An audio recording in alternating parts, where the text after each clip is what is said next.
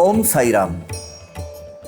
सुखी, संपन्न और आनंददायी जीवन जीने की राह यानी भगवान श्री साई बाबा का श्री साई सच्चरित, ये पवित्र पावन ग्रंथ। आइए अध्यात्म मार्ग पर चलिए पवार काका के साथ आनंद लेते हैं श्री साई सच्चरित के भावानुवाद का। ओम साई राम। ओम साई राम। भावानुवाद श्री साई सच्चरित। इस ग्रंथ के अध्ययन की श्रृंखला में हम आज का एपिसोड स्टार्ट करते हैं, शुरू करते हैं अध्याय 4, वो भी 108 से। इसके पहले दासगनु महाराज ने स्वयं स्फूर्ति से, स्पॉन्टेनियसली, अगाध करणी अघटित लीला तव सदगुरु राया, ये जो गीत की रचना अचानक हो गई उनसे। 14 चरण उन्होंने अंतरे, 14 अंतरे लिखे उन्होंने। उसमें उन्होंने बाबा का जो वर्णन किया है वो हमने गत एपिसोड में सुना। अब शुरुआत करते हैं अध्याय 4, वो भी 108। धोने पाप अघोर घन, अघोर घन। अघोर घन यानी भयंकर, बस इसकी कोई सीमा नहीं है। ऐसे अमंगल, ऐसे धोने पाप अघोर घन, गंगा तीर जाते जन, गंगा लागे संत चरण, करते निवारण निज पाप। अब देखिए हम क्या करते हैं, औसत सामान्य लोग जो हम हैं, हम गंगा में जाके डुबकी लगाते हैं, नहाते हैं, और हमारी ऐसी भावना है कि पवित्र गंगा जल में नहाने से पूरा पाप हमारा, गंगा जो मैया है, गंगा मैया हमारा पूरा पाप धो कर लेती है। अब ये जो सब पाप जमा होता है वो गंगा मैया क्या करती है? ये तो बोझ है ना, तुमने तो धो लिया, तुम तो शुद्ध हो गए, लेकिन वो पाप वहां जमा हो गए गंगा मैया में, उसमें उसका क्या? गंगा लागे संत चरण। तो गंगा मैया संतों के आने का इंतजार करती रहती है। वो संतों की आराधना उपासना करते हैं कि वो लोग आए और उनके चरण मुझे मेरे पानी में आकर मेरा जल पवित्र करे। करने निवारण निज पाप, ये जो पाप जब जमा करके वहां रखे हुए हैं, वो उसका निवारण करने के लिए, उसको दूर करने के लिए गंगा मैया हमेशा संतों की इंतजार में रहती है कि ये कब आएंगे और मुझ में स्नान करेंगे। क्या बात है। छोड़कर ये पवित्र चरण, आवश्यक नहीं गंगा गोदावरी स्थान स्नान, भाव से करे ये संत स्तोत्र श्रवण, मधुर चरित्र गाय साई का। स्तोत्र यानी भगवान की स्तुति, भगवान की प्रशंसा पर जो गद्य या पद्य रचना की जाती है उसे स्तोत्र कहते हैं। अब साई भगवान जैसे पवित्र चरण छोड़कर गंगा गोदावरी का स्नान करके जाने की कोई जरूरत ही नहीं पड़ती है। ये जो साई सच्चरित है, जो मधुर ऐसा साई सच्चरित्र है, इसका ये स्तोत्र है, ये स्तुति पर गीत है। भक्ति भावपूर्ण भावना से, भक्ति भावना से ये अगर संत का, ये साई भगवान जो है, इनका स्तोत्र अगर श्रवण करे, ये साई सच्चरित्र श्रवण करे, तो अपने सब पाप धुल जाते हैं। उसमें गंगा गोदावरी में डुबकियां लगाने की कोई जरूरत नहीं होती, उसकी कोई आवश्यकता नहीं है। जैसे गोनाई को मिले नामदेव भीमरथी में, तमाल को कबीर मिले सीप में यमुना तट पर। अब गोनाई भी संत थी। गोनाई माता कौन थी मालूम है? संत नामदेव की माता श्री। ये गोनाई ऐसी मान्यता है। अब इतिहास के कसौटी पर कितना सच है कितना झूठ मालूम नहीं, लेकिन ऐसा मानना है कि संत नामदेव जो है संत गोडाई को वो इसके भीमा नदी के किनारे मिले, भीमा नदी के किनारे मिले। वो भीमा नदी ही आगे चलकर चंद्रभागा होती है। अब ये कबीर महाराज जो है, वो कबीर महाराज भी जो जिनका उन्होंने पालन पोषण किया, वो जो है वो भागीरथी नदी के किनारे एक सीप में मिले हैं। सीप के कवच जो बड़ा सिंपला होता है जो, उसके मिले हैं। किनको? तमाल बाबा को। तमाल, कबीर और कबीर के पुत्र कमाल। बहुत अच्छी रचना, ये तीनों भी संत है। वो कबीर बाबा का तो क्या कहने, संत कबीर बाबा कहते थे कि एक जमाने में, एक जन्म में मैं संत कबीर था, और बाबा खुद को कबीरपंथी बोलते थे। इनका कमाल जो संत कमाल है, इनकी भी बहुत बड़ी योग्यता और मान्यता थी। उन्होंने बहुत ही प्रसिद्ध रचना है उनकी, सुनो बाबा दुनिया में मौज बुरी है। आज भी वो रचना गाई जाती है चारों तरफ। वैसे ही ये श्री साईनाथ तरुण 16 वर्ष की आयुरत, नीम तले श्रेणी गावगत, प्रथम भक्तार्थ प्रकट हुए। ठीक उसी तरह साईनाथ महाराज 16 साल की उम्र में जब वो थे, तब नीम के पेड़ तले, शिरडी गांव में जो नीम का पेड़ है, जहां भी गुरुस्थान है, वो उसमें भक्त हित कारण प्रथमता प्रकट हुए हैं। क्या उम्र थी उनकी? आयु क्या थी? 16 वर्ष में पहली बार वहां हुए।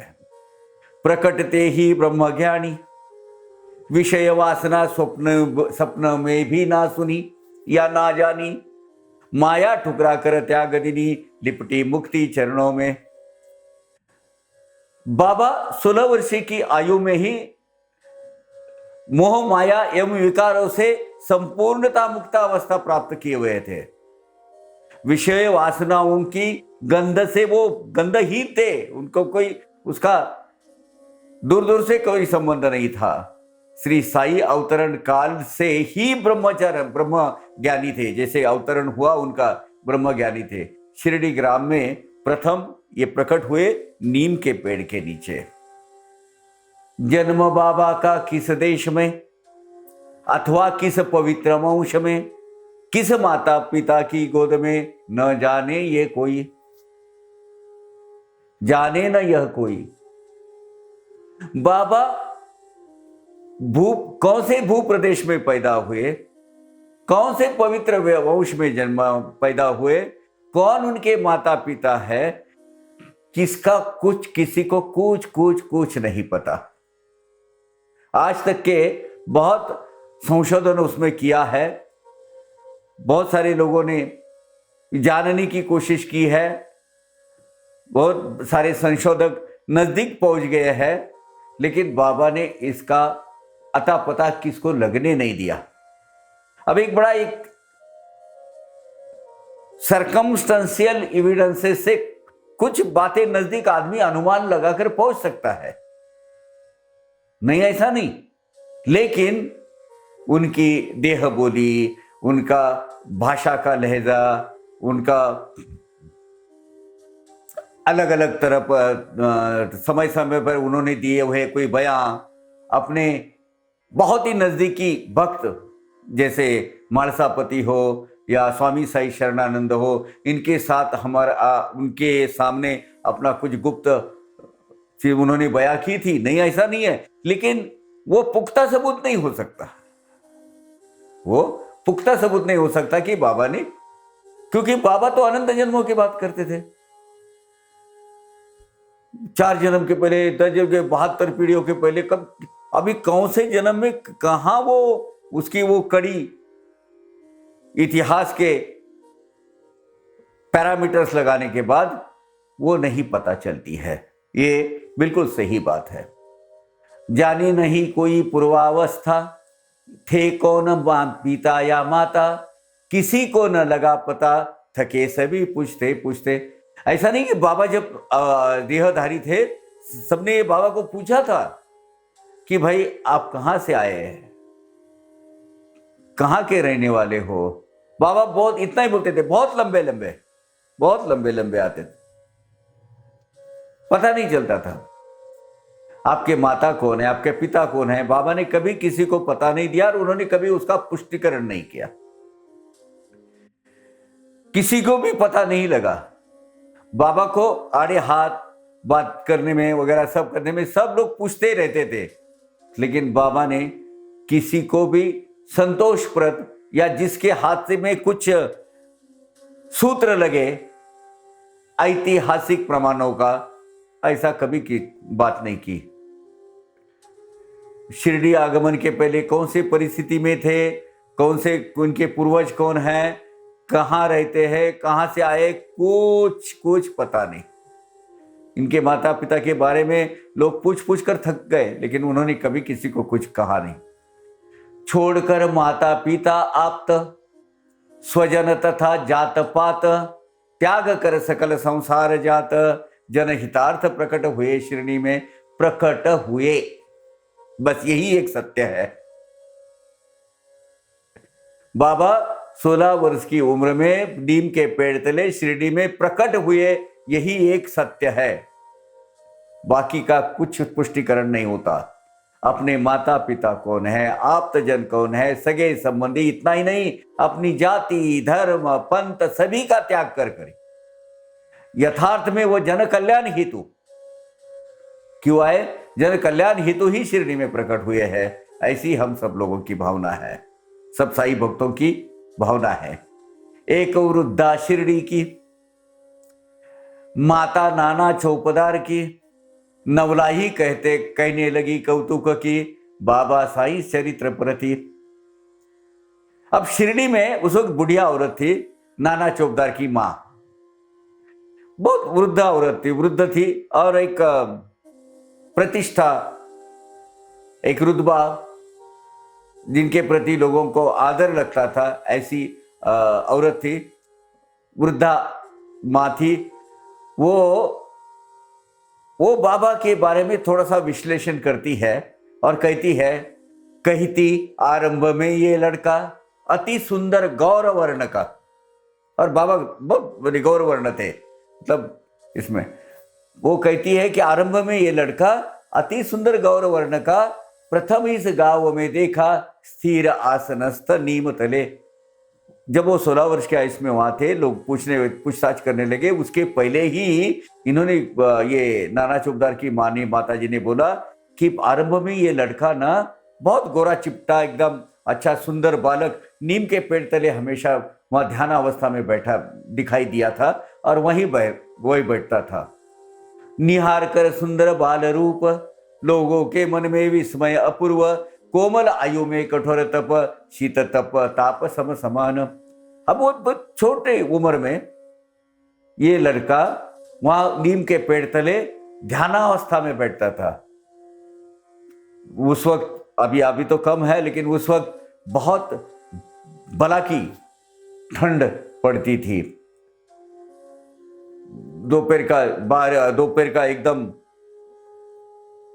जो गर्मी थी, सूर्य तापमान होने के बाद वहां कितना गर्मी होती थी वहां, लेकिन कितनी भी ठंड पड़े, कितना भी गर्मी होवे, ये लड़का वहीं की वहीं बैठा रहता था। उस बालक का ये लुभावना सुंदर मनोहर रूप देखकर लोगों को बहुत आश्चर्य हुआ। अब ये कौन बयां कर रहा है? एक ये बयां कर रही है वो नाना चौबदार की मां, कि लोगों को बड़ा आश्चर्य हुआ था कि इतनी कम आयु में इतनी कठिन तपस्या ये बालक किस प्रकार कर रहा है। ना उसे धूप की परवाह है, ना पवन की, ना वर्षा की, ना आंधी की, ना सर्दी की, ना जाड़े की, ना गर्मी की। क्या बात है! और किसी को भी वो किंचित मात्र भी उसकी चिंता नहीं है उसे। सभी ऋतुओं में उसकी ध्यान धारणा अखंड तथा अनवरत यानी बिना रुकावट के चल रही है। ऐसा विस्मयकारी जीवन ये बालक जी रहा था।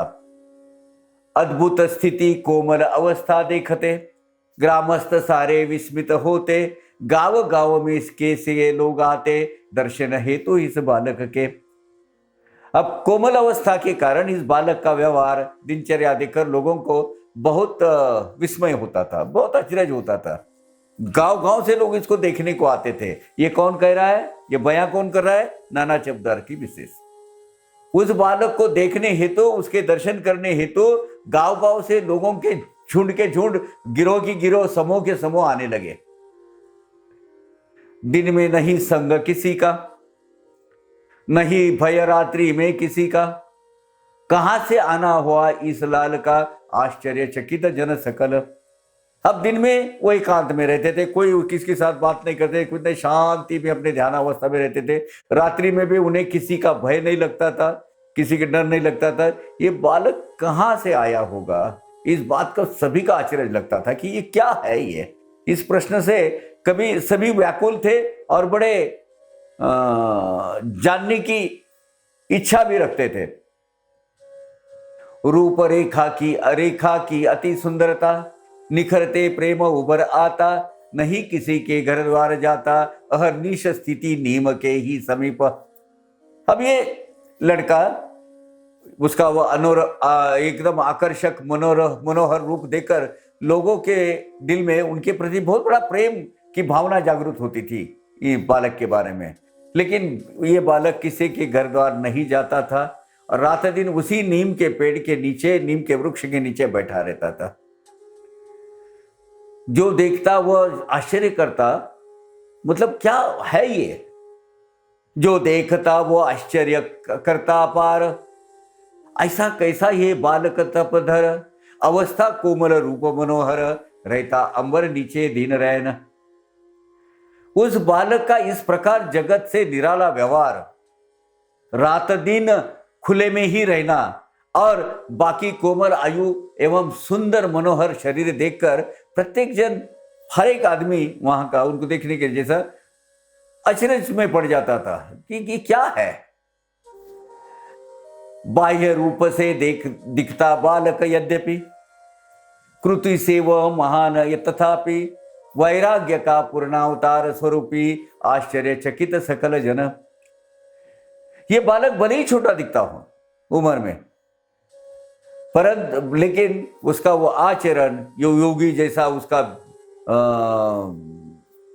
पूरा व्यवहार, उसकी कृति, वो एकदम एक महान पुरुष के समान थी।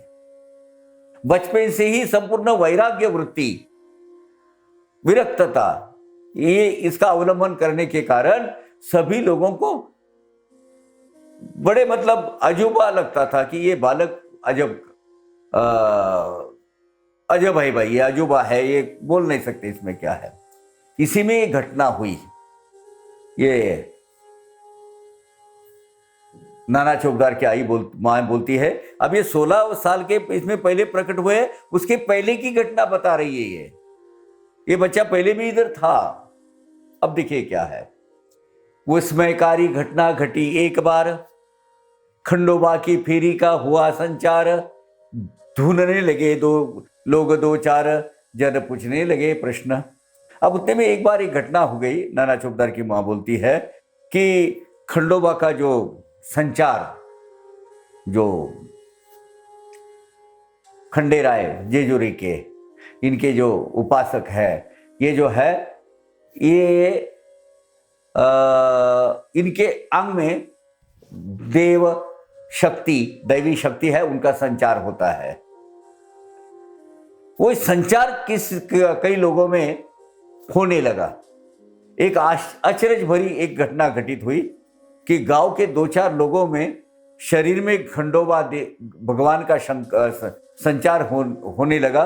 वो आनंद चेतना में वो बड़े अपने आप में नहीं रहते, आपा खो बैठते हैं। वो बिल्कुल ये मतलब हाँफने फूलने और कंपन करने लगते, हा हा हो हा हा, ऐसा उनका वो शूर मैंने देखा है, बचपन में बहुत जगह देखा है।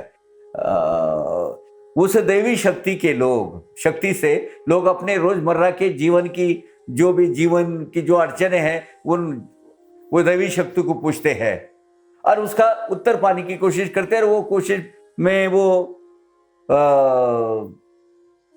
कभी कभार उनके जो सवालात है, जो प्रश्न है, उसका जवाब वहां मिलता था।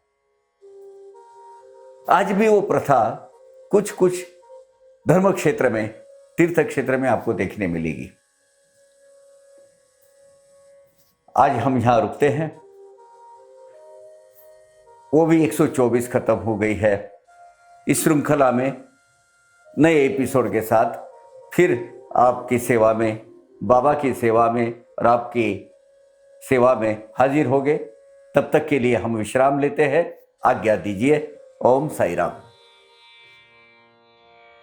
अवघा रंग एक झाला, अवघा रंग एक झाला, रंगी रंगला श्रीरंग, रंगला श्रीरंग, रंगला श्रीरंग, अवघा रंग एक झाला, अवघा रंग एक झाला।